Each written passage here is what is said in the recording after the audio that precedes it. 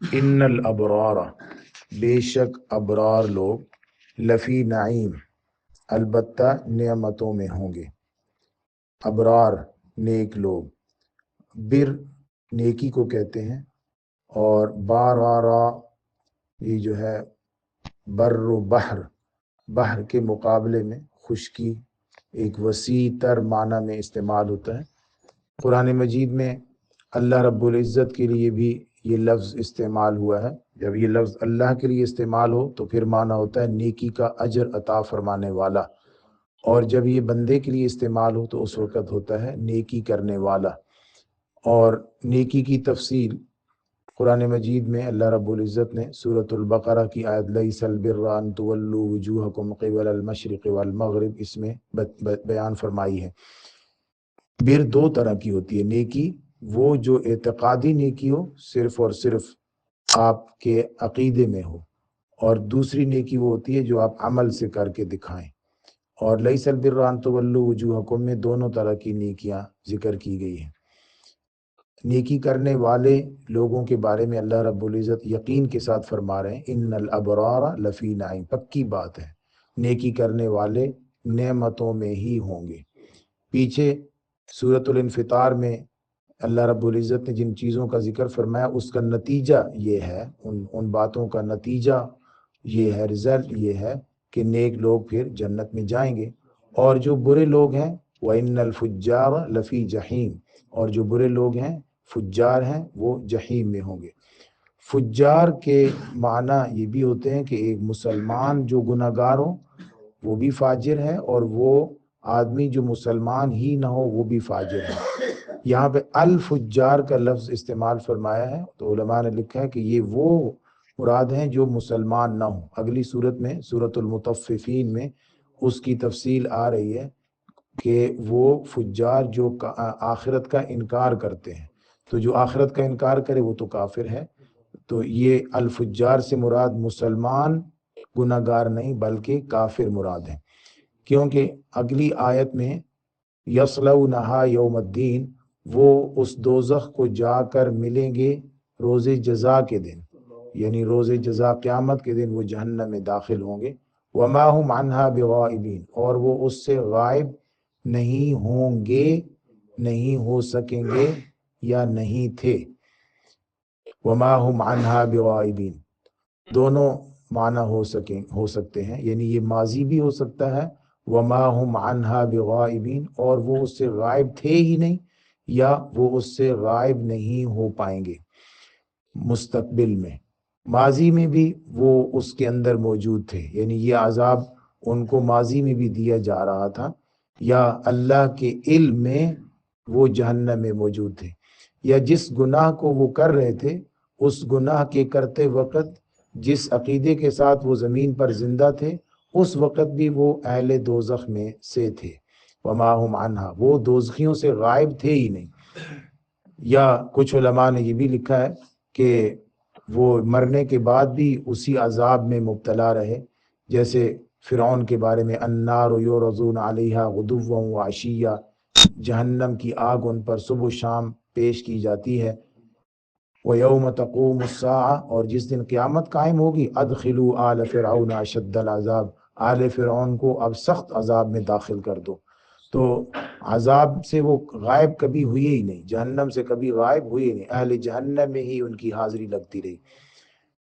اللہ تعالیٰ فرماتے ہیں کہ یہ ابرار لوگ جنت میں داخل ہوں گے، فجار لوگ جہنم میں داخل ہوں گے کون سے دن؟ یوم الدین کو۔ وما ادراک ما یوم الدین، اور آپ کو کیا معلوم کہ یوم الدین کیا ہے؟ ثم ما ادراک ما یوم الدین، اور پھر آپ کو کیا معلوم کہ یوم الدین کیا ہے؟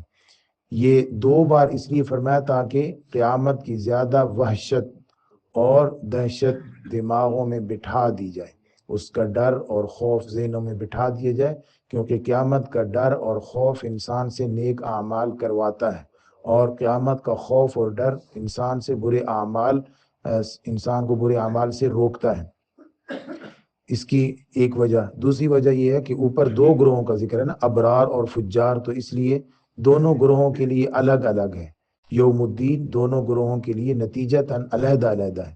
یوم لا تملک، جس دن مالک نہیں ہوگا نفس، کوئی نفس، لنفس، کسی نفس کے لیے، شیئا، کچھ بھی۔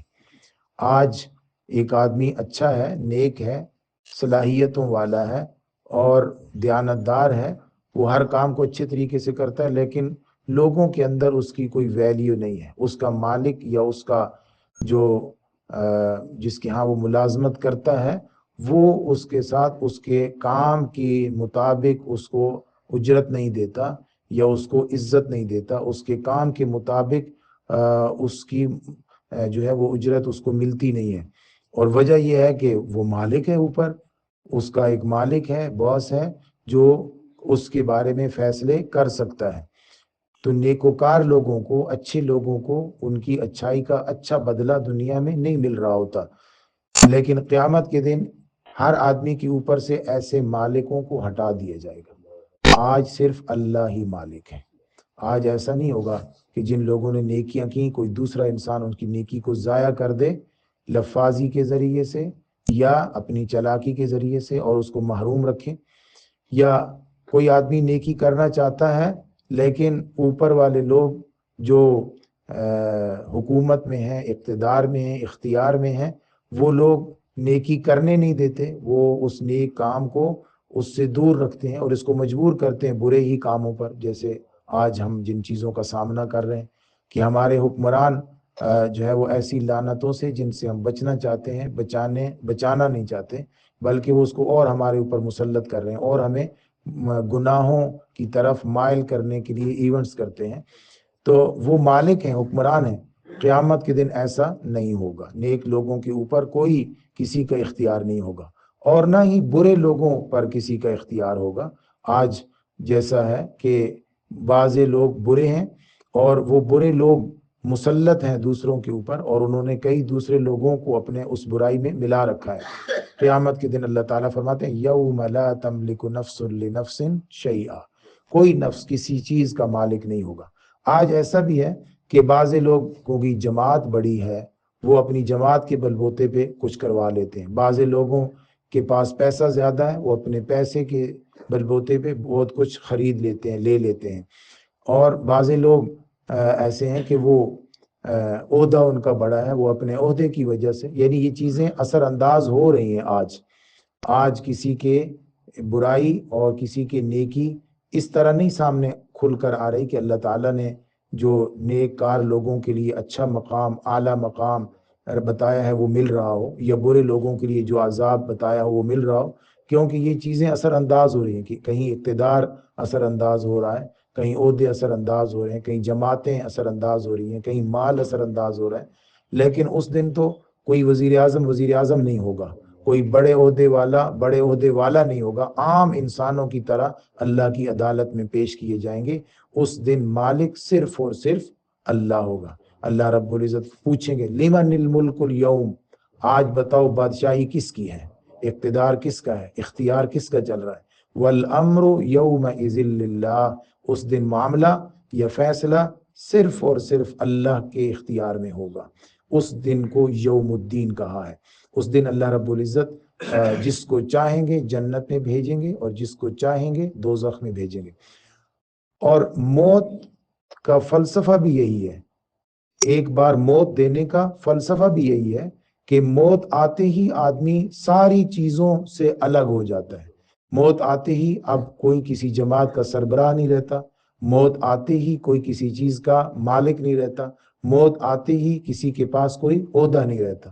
تو ایک بار موت دینے کا مقصد بھی یہی ہے، ورنہ اگر اللہ رب العزت چاہتے تو آدمی کی زندگی کا کسی بھی دن کہہ دیتے کہ آج بس تم کامیاب ہو گئے، جیسے دنیا میں ہوتا ہے۔ ہم دنیا میں انسان کسی امتحان میں کسی کو کامیاب قرار دے کر اس کو کسی عہدے پر فائز کر دیتے ہیں، کہ کوئی ڈگری دے کر کوئی اس کو جو ہے وہ عہدہ دے دیتے ہیں۔ اللہ بھی ایسے فرما سکتے ہیں، لیکن اللہ رب العزت نے ایک بار ہر انسان کو بے اختیار کیا، اس کی دولت سے دور، اس کے اقتدار سے دور، اس کے اختیار سے دور، اس کے عہدے سے دور، تاکہ جب اللہ کی عدالت میں کوئی پیش ہو تو اس وقت کوئی چیز بھی اثر انداز نہ ہو رہی ہو اللہ کے فیصلے پر۔